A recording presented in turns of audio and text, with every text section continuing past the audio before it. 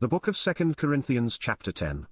Now I Paul myself beseech you by the meekness and gentleness of Christ, who in presence am base among you, but being absent am bold toward you, but I beseech you, that I may not be bold when I am present with that confidence, wherewith I think to be bold against some, which think of us as if we walked according to the flesh.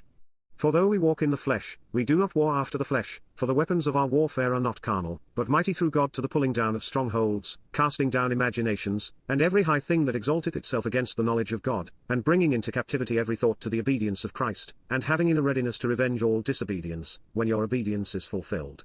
Do ye look on things after the outward appearance?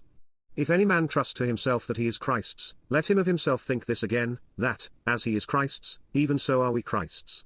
For though I should boast somewhat more of our authority, which the Lord hath given us for edification, and not for your destruction, I should not be ashamed, that I may not seem as if I would terrify you by letters.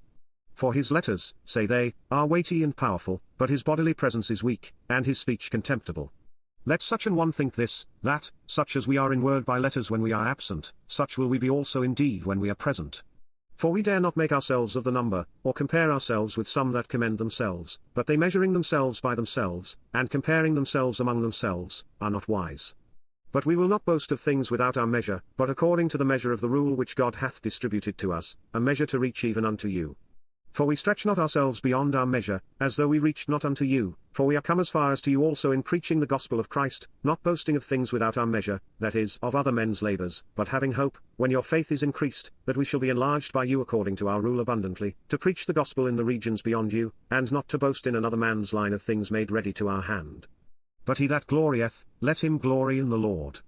For not he that commendeth himself is approved, but whom the Lord commendeth.